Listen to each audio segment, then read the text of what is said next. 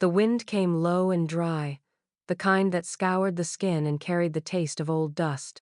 Eli Brannon had been out since first light, working the south fence line where the cedar posts leaned tired and the barbed wire sagged like it had given up holding anything in. His gloves were stiff from sweat and sun.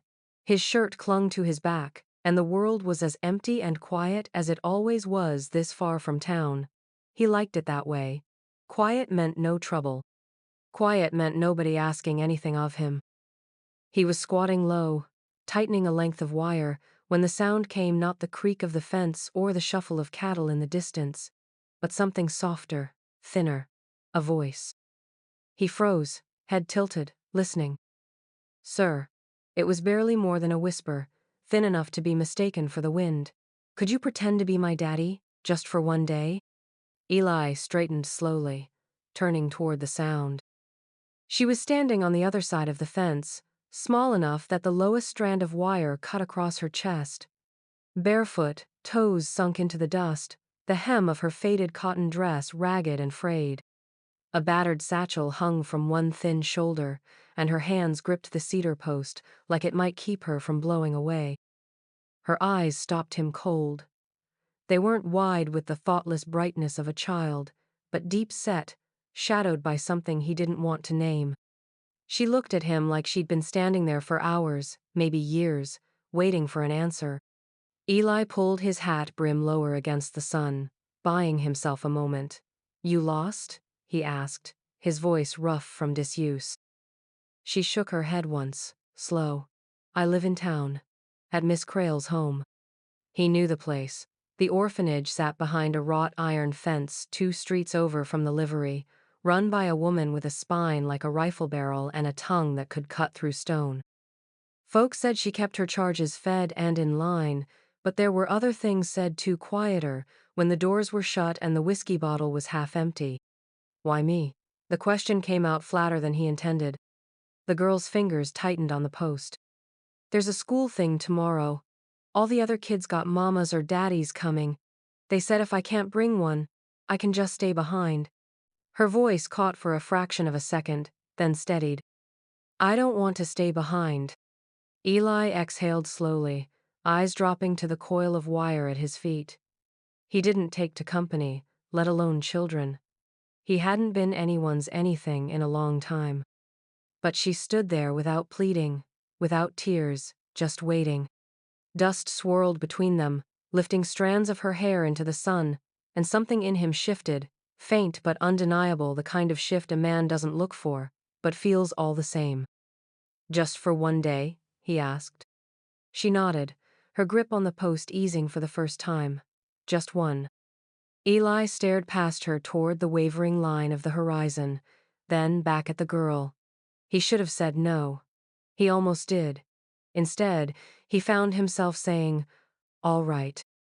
And though she smiled, small and quick, he knew before he even straightened his hat that one day had a way of turning into more. She told him her name like it was something fragile she was afraid he might drop. "Rosie May," she said, her voice steady, though her hands still clung to the fence post like the boards might hold her up if he didn't. She couldn't have been more than 8, all sharp elbows and bony wrists, her hair tangled into loose braids that had long since come undone. Dust clung to her cheeks, caught in the lashes around eyes too watchful for someone so small. Eli stood on his side of the fence, the leather of his gloves creaking as he shifted his weight. He didn't step closer. "That where you're headed back to? The orphanage?" She nodded, slow, like she wasn't sure if the word would cost her something. Miss Crail's home. He'd heard the name more than he'd ever wanted to. The place wasn't new, just an old boarding house converted to keep the children nobody else had claimed. He'd heard it said the matron ran it tight and proper, but he'd also heard whispers about her temper, about the kind of folk she sometimes let take a child for work. Eli had never set foot near the place. Trouble clung to it the way dust clung to the prairie. She glanced down the road behind her before speaking again, like she was making sure no one could hear. "Tomorrow's the school day. They're letting all the kids bring their mamas or daddies, but if you ain't got one," she trailed off, her small shoulders lifting and dropping. You just don't go. Eli felt something twist in his gut. So you want me to stand there, that it? Her chin lifted a fraction, like she needed to show she could meet his eyes, even if she was asking something she had no right to. I just need someone to be there, so they don't look at me like I don't belong. The wind slid between them, rattling the wire. He could have said no. Should have, maybe. He didn't keep company, least of all with children. He wasn't the kind to stand in for anyone's father, even for an hour. He was a man who lived with his head down, his past his own, and his fences just tall enough to keep the world out. But there was something in the way her fingers shook on the cedar, like she'd been holding herself still for too long, and might shatter if she loosened her grip. You ask strangers for favors often? He said, trying for something gruff enough to push her back toward town. Her mouth curved into something that might have been a smile if it weren't so quick to vanish. Only the ones who look like they might say yes. He swore softly under his breath and looked past her, down the track that led back to the orphanage. The sun was slipping low, spilling gold over the dry grass, and the sound of far-off cattle carried on the breeze. Something about the moment felt like a line he could still choose not to cross, but the choice was slipping away fast. Tomorrow, he said finally, his voice rough. Just for tomorrow. She let go of the post, her hands dropping to her sides, and for the first time he saw the way her shoulders eased, just a little. That's all I need, she said, but her eyes told him it wasn't true. Eli didn't watch her walk away. He bent back to the fence, twisting wire tight, though his hands weren't steady anymore. Some part of him already knew a single day wasn't going to be enough. The next morning broke pale and cool, the kind of dawn that carried a thin mist over the low ground. Eli saddled his gelding without hurry, though the weight in his chest reminded him there was a promise waiting to be kept. He told himself it was nothing, a short ride into town, a few hours of standing around so a girl could hold her head up in front of her schoolmates. By evening it would be done, and life would go on as it always had. He found the schoolyard buzzing by mid-morning, the air sharp with children's laughter and the murmur of adults gathered along the fence. Rosie spotted him before he'd even swung down from the saddle. She ran toward him, her worn dress flaring out at the hem, eyes lit in a way that made him shift under the brim of his hat. She didn't just smile, she beamed, her whole small frame carrying a kind of pride he didn't think he'd earned. This is him, she announced to a cluster of curious faces. This is my daddy. The word hit him harder than he expected, not because it was true it wasn't, but because she said it like it was. He tipped his hat at the children, gruff and uncomfortable, but Rosie stayed close, her small hand catching the edge of his coat whenever they moved between activities. He stood in the shade by the fence as the children played games, made paper crafts, and sang in shaky voices. Rosie kept glancing back to make sure he was still there, and every time she did, he found himself nodding back, just enough to let her know he wasn't going anywhere until she was ready to leave. When the day wound down, she walked beside him to where his horse was tied. Thank you, she said quietly, the beam gone now, replaced by something smaller, softer. For coming. He only grunted, lifting her up to the saddle before swinging up behind her. The ride back to town was short, but she sat straighter than when he'd found her at the fence yesterday, her chin up, like a soldier who'd won something worth keeping. The orphanage loomed at the edge of Tona Long, two-story building with peeling paint and shutters hanging crooked. Iron bars crossed the lower windows, not for decoration, but for keeping what was inside from slipping out. He helped Rosie down, but before she could knock, the door jerked open. Miss Crail filled the frame, her face narrow and pinched, voice like a snapped twig. You're late, Rosie May. Rosie flinched so subtly he might have missed it if he hadn't been looking right at her. Yes, ma'am, she murmured, head ducking low.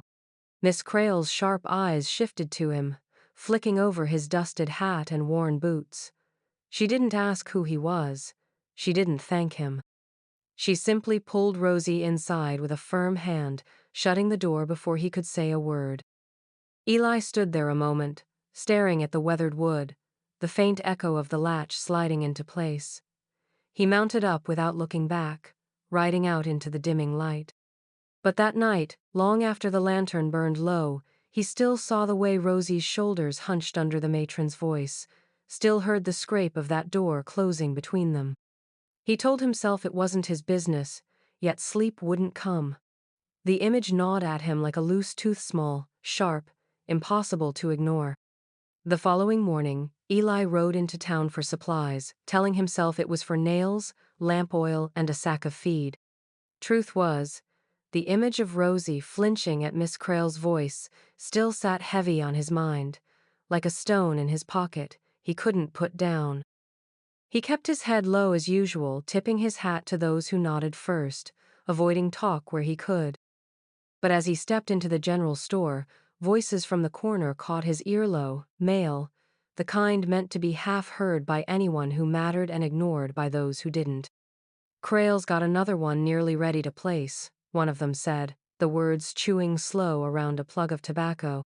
Eli busied himself at a shelf of nails, his hand hovering, though his attention was elsewhere. "Place with who?" another voice asked, younger, curious but cautious. A dry chuckle followed. "Jarrett Pike." The name dragged a chill through Eli's chest. He knew Pike by sight, a rancher out past the river, the kind who wore his wealth like a badge and his temper like a loaded gun. The man had a grip like iron and eyes that weighed a person not for who they were, but what they were worth. Eli had heard things boys taken in to help on the Pike spread, vanishing a season later with no one in town asking too hard where they'd gone. The older man in the corner spat into a tin. "Coin's clean enough so Crail don't care. Never has. Pike pays up front, the papers look right, no one digs." The younger one shifted. "Thought he only took boys?" "Mostly. But you know Pike, he's got kin up north looking for help in the house. A girl's worth just as much if you can get her young enough to train." Eli's hand tightened around the box of nails until the cardboard bowed. "Who's the girl?" the younger one asked. "Don't know her name, tiny thing, brown hair, keeps to herself. Heard Crail call her Rosie last week when I dropped off flour." The sound in Eli's ears narrowed until it was nothing but the pounding of his own blood. He didn't hear, the rest didn't need to. The pieces fit too neatly. Rosie May, standing barefoot at his fence, asking him to be her daddy for just one day. The way she'd straightened up at school. The flinch when Miss Crail's hand closed around her arm. He set the nails back on the shelf and left the store without buying a thing. Outside, the sun was bright, the street busy, but it all felt muted, like he was looking at it through smoke. Pike's place was 3 days' ride from his own spread, far enough to vanish a child without much fuss, far enough that no one would think to look. Eli walked to where his horse was tied, untying the reins with slow, deliberate hands. He told himself he didn't get involved in other people's business. But Rosie wasn't other people anymore. And if she was on that list, she didn't even know the noose was tightening. He swung into the saddle, his jaw set, the decision already made. Whatever this was, it had just become his business. By late afternoon, Eli had loaded his wagon with a half sack of flour, 2 crates of apples, and a bundle of scrap lumber he'd cut himself. It was enough to pass for a delivery, even if most of it he'd paid for out of his own pocket. He told himself the trip to Miss Crail's place was just a way to drop off extra supplies, nothing more, but the truth sat heavier in his chest than the wagon load behind him. The orphanage came into view just as the light began to slant low. Its white paint had long since turned to a tired gray, shutters hanging crooked, the yard bare except for a few stubborn weeds. The iron bars across the bottom windows caught the evening sun, flashing dull and cold. Eli set the brake on the wagon and climbed down, the boards of the porch groaning under his boots as he stepped up. Before he could knock, the front door opened, and Rosie slipped out, holding it just wide enough to squeeze through. She was barefoot again, dress patched in 2 places since he'd last seen her. Her hair was neater but only just, as if she'd run a comb through it once to please someone before being sent outside. She looked at him like she wasn't sure she was allowed to, lips pressed together to hide the start of a smile. Brought supplies, Eli said, jerking a thumb toward the wagon. Miss Crail's in the back, Rosie murmured, glancing over her shoulder. Then softer, you came back. He crouched so they were eye level, resting his forearm on one knee. Up close, he could see the faint bruising along her forearm, yellowed and fading, the kind that didn't come from a fall. Listen close, he said, his voice low enough the wind might carry it away. If you ever need to leave this place, you come find me. No matter the hour, no matter the weather. You hear? She blinked at him, her brow furrowing like she was trying to puzzle out why a man who barely knew her would say such a thing. Why? Because you deserve better than this, he said simply. Her head tilted, cautious. She didn't nod, didn't promise, but her eyes sharp, guarded brightened just enough that the change hit him like a kick to the ribs. There was a glimmer there, the first trace of trust, fragile as the last leaf before winter. Behind them, the screen door slapped open and Miss Crail stepped out, her expression tight. You can set those supplies by the pantry, she said, her tone clipped. The children don't need strangers lingering. Eli straightened, his shadow falling over Rosie as he stepped aside. Then I won't linger, he said, his voice flat. But as he passed her on the way to the wagon, he let his hand brush the top rail of the Gatia silent marker between them. He left the supplies where instructed, tipped his hat without warmth, and climbed back onto the wagon seat. As he flicked the reins, he caught one last glimpse of Rosie at the gate, watching him leave. She didn't wave, but the set of her shoulders told him she'd heard every word and tucked it away somewhere safe. And for the first time in years, Eli felt the faint pull of a promise he intended to keep. The week passed in slow, restless stretches. Eli tried to keep to his work mending the north fence, driving cattle from the dry creek bed, but every so often his mind wandered back to the orphanage and the look in Rosie's eyes when he'd told her to come find him if she needed to. He didn't know why he'd said it. Maybe because he'd meant it. It was late afternoon when he saw them. He'd ridden into town for nails and a coil of rope, tying his horse outside the blacksmith's. From where he stood, he had a clear view down the street toward the edge of town, and that's when 3 riders appeared. Jarrett Pike led the way, sitting tall in the saddle, his black coat dusted but sharp, his hat pulled low. 2 other men rode with him, both built like they were born to break things, their eyes scanning the street like they were checking off a list. They didn't head for the saloon or the feed store, they made straight for the road that led to Miss Crail's home. Eli's hand stilled on the harness buckle he'd been inspecting. The blacksmith, a broad man with soot streaking his face, followed Eli's gaze.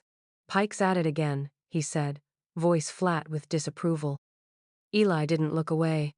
What's he after this time? The blacksmith spat into the dirt. Heard he bought himself a placement contract, paid Crail in full. Some girl, young, quiet type. Won't be the first he's taken. The words sank like a stone in Eli's gut. He didn't have to ask her name. He knew. He finished his errands without really remembering doing them, riding home with the weight of the news pressing heavier than the supplies in his saddlebags. All evening the ranch felt wrong too still, the air tight like a storm building. He lit the lantern, stabled the horse, and tried to shake it off, but when the moon rose high, the sound came. A soft crunch of footsteps in dry grass, a pause, then, from the fence line, that same small voice. Eli? He stepped out into the yard, the night air cool on his face. Moonlight silvered the edges of the cedar posts, and there she was, barefoot, a paper sack clutched to her chest, hair loose around her face. They're sending me away, she whispered, the words trembling into the dark. Tomorrow morning, with him. She didn't say Pike's name, but she didn't need to. Eli walked to the fence, the boards casting long shadows between them. He saw the way her knuckles whitened around the sack, how her toes curled into the dirt like she was bracing against being pulled away. Can you, she hesitated, eyes searching his face, can you be my daddy, for real this time? The question landed deep, cutting past all the places he'd walled off. He didn't think, didn't weigh the cost. He reached over the fence, took the sack from her small hands and said, "Come on, Rosie May. You're not going anywhere with him." Her shoulders sagged in relief so sharp it almost hurt to watch. She slipped through the gap between the rails, and together they walked toward the house, the moonlight following them across the yard like a witness. Eli hadn't even asked where she wanted to sleep. The moment they stepped into the house, he set her paper sack on the table, stoked the fire higher, and poured her a cup of warm milk. She drank it in small, careful sips, eyes darting around like she was still expecting someone to burst through the door. When she finished, he showed her the small bedroom off the kitchen, the one he used for storing spare quilts and an old trunk. She stood in the doorway for a long moment before stepping inside, like she needed to be certain the walls wouldn't close on her. He left her there, but not far. Every time the floor creaked, he found himself glancing toward that door, listening for the sound of small feet on the boards. She didn't come back out. When he checked later, she was curled on top of the bedspread, shoes kicked off, the faint rise and fall of her breathing steady at last. By dawn, the peace shattered. The sharp rattle of knuckles on the door woke him. He rose, pulling his shirt on, and swung it open to find Sheriff Cutter standing on the porch. Beside him was Pike, his face smug under the brim of his hat, a rolled set of papers clutched in one gloved hand. "Morning, Brannon," the sheriff said, his voice careful. "We got business." Pike stepped forward, holding out the papers like they were a noose. "Legal placement contract. Girl's mine now, by law." Eli didn't look at the papers. "Rosie May's under my protection. You want her, you're going to have to prove you're fit to have her." Pike's smile tightened. "Don't need to prove anything. Contract says." "I don't give a damn what that paper says," Eli cut in, his tone flat as dry stone. "She's not going with you." The sheriff shifted, his eyes flicking between the two men. "Eli, you know how this looks." Pike's got signatures, Crail's backing it. "You take this stand, you're making enemies you can't afford." Eli stepped out onto the porch, closing the distance between him and the men. "I've lived a long time without caring who called themselves my enemy. That's not changing today." Pike's jaw worked, his hand flexing around the papers. "You think you can keep her from me?" Eli's eyes were steady, cold as river rock. "I know I can." For a long moment, no one moved.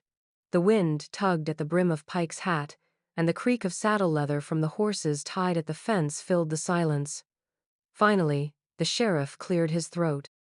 "Pike, take it up with the judge if you want it so bad, but I ain't dragging her out of here today."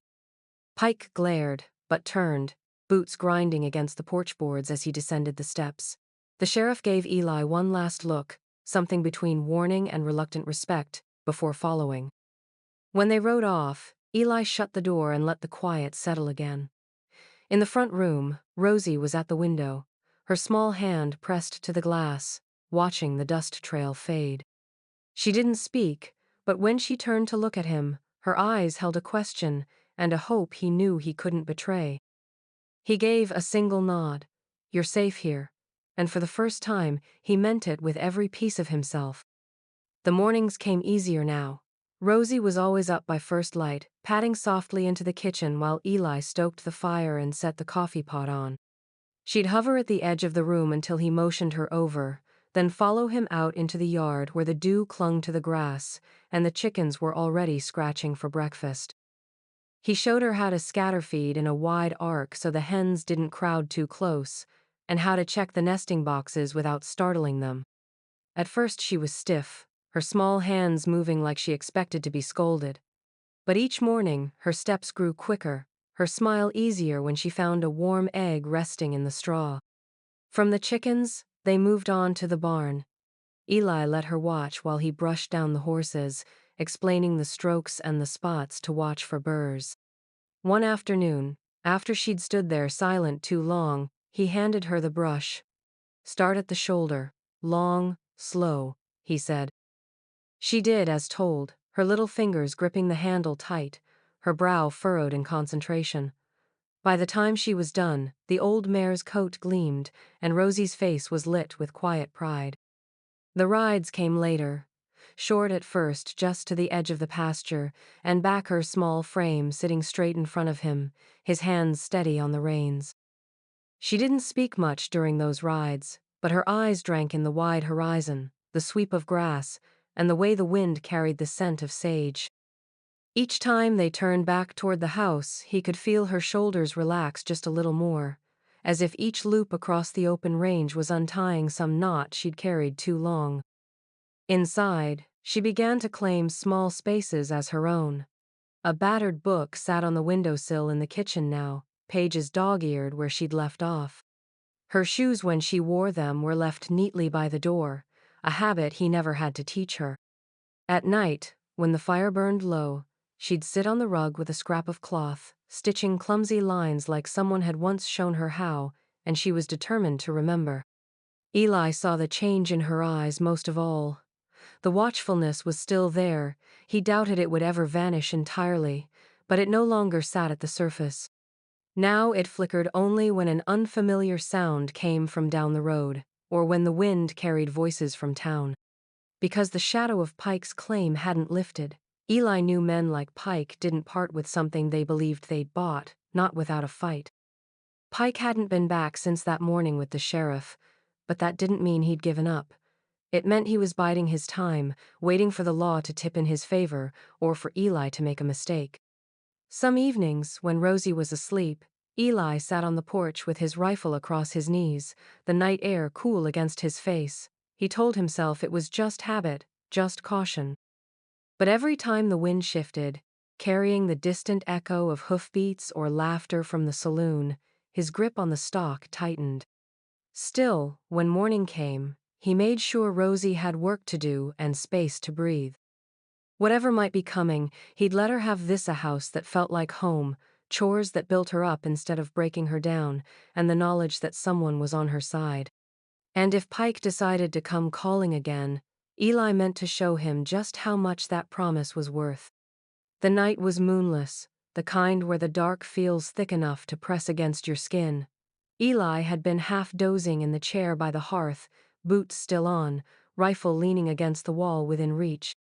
Rosie was asleep in her small room off the kitchen, the steady rise and fall of her breath, the only sound in the quiet house. The smell hit him first sharp and acrid, the kind that cuts through even the deepest rest. He was on his feet before the second whiff, moving to the front door and throwing it open. Down at the southern edge of the property, a thin line of orange was already climbing, licking up the old cedar fence where he'd first met Rosie. Sparks leapt into the air, carried on a wind that had picked up out of nowhere. Then came the sound of hooves. He heard them before he saw them, fast, heavy, coming from the south. Shadows emerged from the darkness, 3 riders fanning out along the burning fence, their silhouettes jagged in the firelight. A shot cracked the air, then another. The sound meant more to rattle than to aim. Eli shut the door fast and moved to Rosie's room. She was sitting up now, eyes wide and glassy with sleep. "What's happening?" "Trouble," he said, already pulling her out of bed. "We talked about this. Remember where you go?" She nodded, pale, and clutched his arm. In the kitchen, he lifted the hatch to the root cellar and guided her down the steps. "Stay quiet. No matter what you hear," he told her, bolting the door from the outside. "I'll come for you." Her small voice caught on his name, but he didn't let himself linger. Back at the front door, he grabbed his rifle and stepped into the night. The fire's light threw long, twisted shadows across the yard. One of the riders had moved closer, firing a shot into the air as if to draw Eli out. He obliged. "Get off my land," he called, his voice low but carrying. A laugh came back, ugly and mocking. "Just delivering a message from Pike. He says the girl's coming with us, one way or another."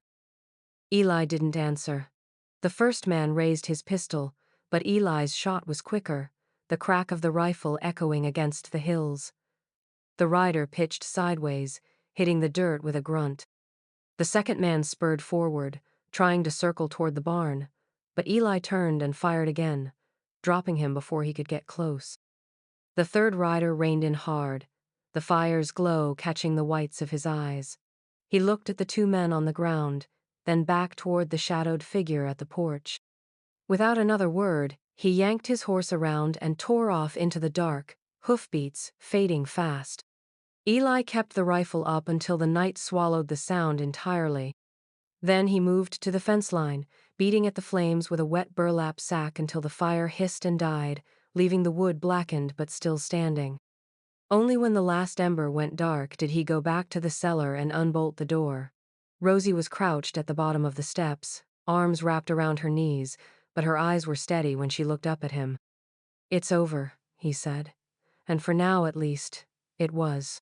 The sun was just cresting the ridge when Eli stepped out onto the porch, the boards cool under his boots. The night's chaos had left the yard smelling of damp ash and wet earth, but the fence still stood, and the barn was untouched. He'd slept only in pieces, dozing in the chair with the rifle across his lap, listening for hoofbeats that never came. From the kitchen came the sound of water sloshing in a basin, followed by the faint patter of bare feet. Rosie appeared a moment later, hair dark and dripping from the morning wash, the ends curling against her shoulders. She wore one of the simple calico dresses he'd found in town, the hem brushing the tops of her toes. Without a word, she stepped past him and sat on the porch steps, tilting her face toward the warmth of the new day. A dust plume rose in the distance, growing larger with each passing minute until a single rider came into view.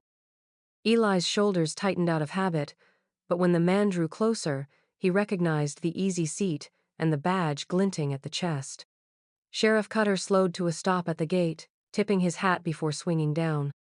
"No Pike today," the sheriff said, voice carrying that deliberate calm he used when he knew a man was waiting for bad news. "Figured you'd want to hear it, straight from me." Eli didn't answer, just waited. "Got word from the judge," Cutter continued.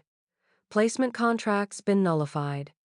Turns out Pike's name has been on more than a few complaints. Investigators from Santa Fe came through.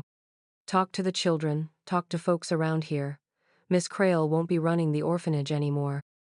Eli's gaze didn't waver. "That so?" The sheriff nodded. "Girl's free to stay wherever she's wanted. Far as I can tell, she's wanted here." Eli didn't ask how it had all come about, but a part of him knew Cutter wasn't telling the whole story. He suspected a few quiet words had been passed along in the right place. Sold debts called in. Maybe a truth or two slipped into the right ear. What mattered was the outcome. Rosie had been listening the whole time, her small hands folded in her lap.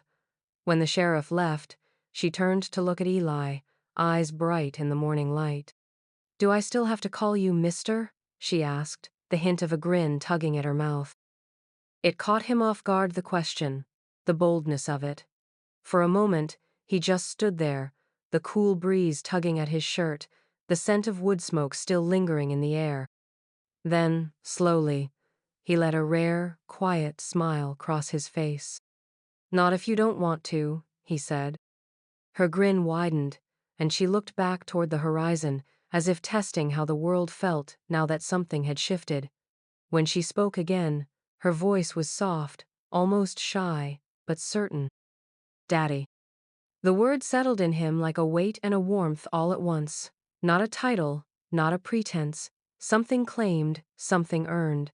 For the first time in a long while, Eli Brannon felt it belonged to him. And he knew as he watched her there on the porch steps that he'd spend the rest of his life making sure she never had reason to take it back.